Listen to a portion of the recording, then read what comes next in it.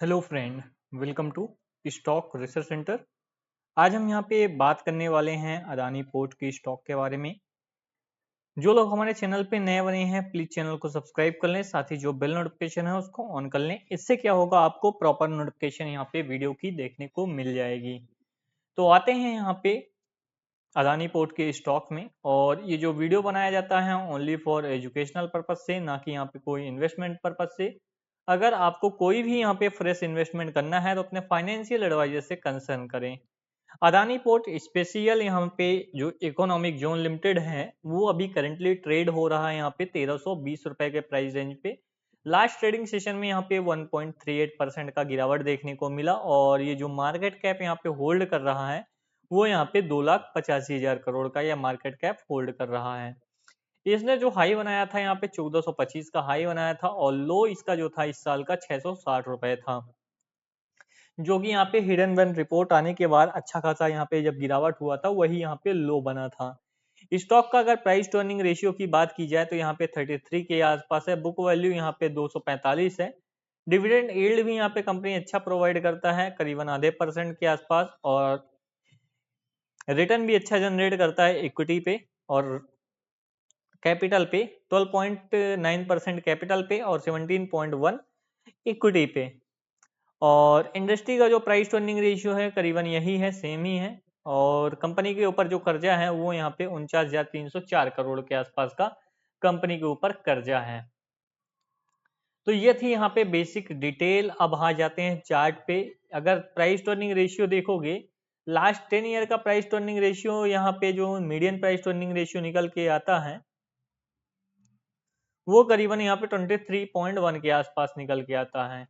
और अभी मार्केट इसको क्या दिया है, प्रीमियम दिया है करीबन यहाँ पे 33.9 के आसपास ये ट्रेड कर रहा है। तो हाई प्रीमियम पे ट्रेड तो जरूर कर रहा है, बट अच्छे क्वालिटी के स्टॉक हमेशा आपको ऊपर के लेवल पे ही देखने को मिलेंगे। आएगा टाइम भी आएगा, ऐसे भी सिचुएशन आता है जब यहाँ पे ये 22 के आसपास प्राइस टू अर्निंग रेशियो पे अवेलेबल रहते हैं, बट इस टाइम पे सबकी हिम्मत खरीदने की नहीं होती है। तो वो चीज भी यहाँ पे आपको ध्यान देना चाहिए।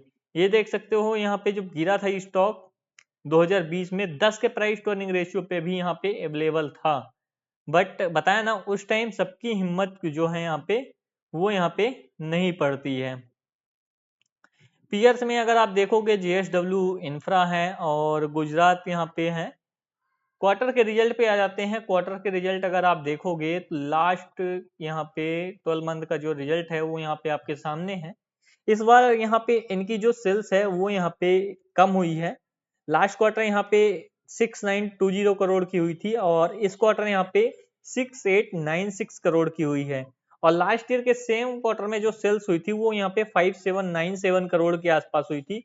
तो साल दर साल तो यहाँ पे इनकी जो सेल्स है वो यहाँ पे इंक्रीज हो रही है, but quarter on quarter basis पे यहाँ पे जो सेल्स है वो यहाँ पे ड्रॉप दिखाई पड़ रहा है।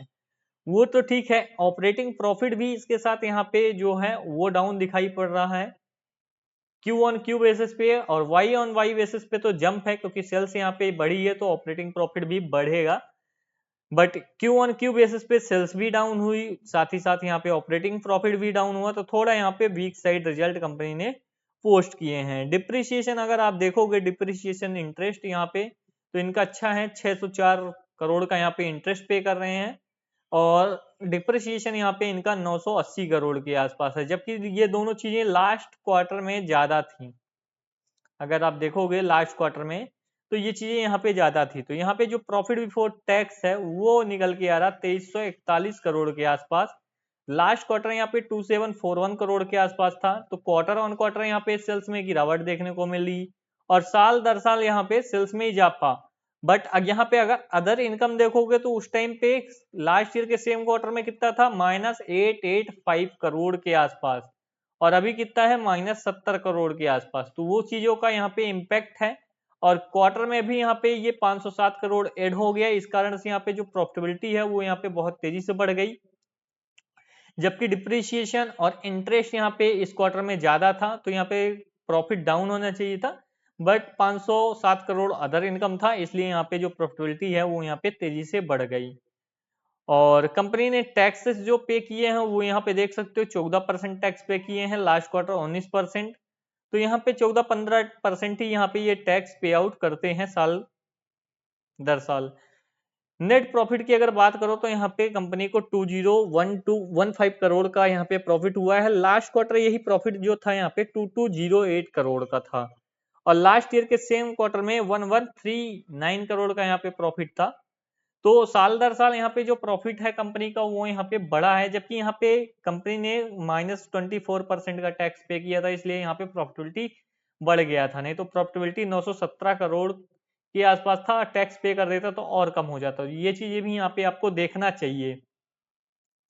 अब इसके बाद आते हैं ईयर के रिजल्ट। ईयर के अगर रिजल्ट आप देखोगे तो इनकी जो सेल्स है वो यहाँ पे इंक्रीज हुई है, जबकि क्वार्टर बेसिस पे यहाँ पे सेल्स डाउन हुई है। ईयर बेसिस पे सेल्स भी इंक्रीज हुई है, ऑपरेटिंग प्रॉफिट भी इंक्रीज हुआ है, साथ ही साथ यहाँ पे जो नेट प्रॉफिट है वो भी यहाँ पे अच्छा खासा जंप देखने को मिला है, 5393 करोड़ से 8104 करोड़ के आसपास हो गया। तो ये चीजें यहाँ पे अच्छी हैं, इंप्रूव हुई चीजें यहाँ पे दिखाई देती हैं, इंप्रूव हुई।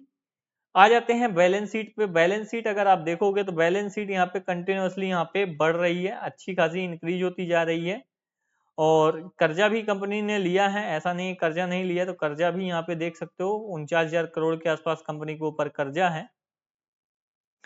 फिक्स एसेट यहाँ पे कंपनी के पास कितना है, यहाँ पे 75,000 करोड़ का यहाँ पे कंपनी के पास फिक्स एसेट्स है। कंपनी ने जो इन्वेस्टमेंट किया है वो यहाँ पे 4289 करोड़ के आसपास।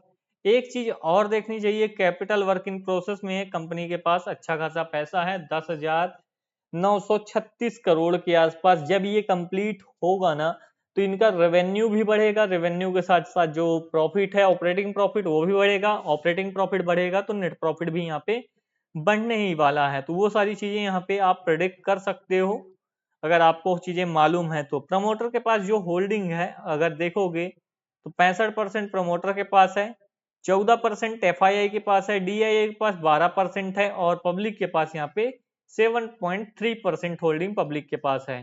तो होल्डिंग भी, शेयर होल्डिंग भी अच्छी है, बड़े प्लेयर के पास ज्यादा है और छोटे प्लेयर के पास यहाँ पे कम है। तो स्ट्रॉन्ग हैंड में होल्डिंग हम बोल सकते हैं। और कंपनी का जो रिजल्ट आया है वो यहाँ पे थोड़ा वीक साइड आया था, तो मार्केट ने वैसे ही रिएक्ट भी किया है, ये देख सकते हो। तो हो सकता है जो गिरावट हो तो गिरावट इस लेवल तक हो सकती है, 1190 के लेवल तक। तो ये एक पहला सपोर्ट होगा, अगर ये टूटता है तो दूसरा जो सपोर्ट होगा वो करीबन 4 टाइम्स 1 के आसपास होगा, यानी 1110 रुपए, 10 या 11 रुपए के आसपास ये सपोर्ट दूसरा होगा। और अगर कंपनी का जो शेयर है नेक्स्ट ट्रेडिंग सेशन में ऊपर भागता है तो सबसे पहला जो रेजिस्टेंस है जहां से ये गिरा है अभी, यही यहाँ पे इसका रेजिस्टेंस हो जाएगा 1350। तो 1350 यहाँ पे इसका पहला रेजिस्टेंस होगा, और दूसरा जो रेजिस्टेंस है इसका ऑल टाइम हाई करीबन यहाँ पे 1420 के आसपास। तो ये दूसरा रेजिस्टेंस हो जाएगा स्टॉक के लिए। कोई भी टेक्निकल चार्ट पैटर्न यहाँ पे अभी बनता हुआ हमको दिखाई नहीं पड़ रहा है, एक ही है यहाँ पे कप, और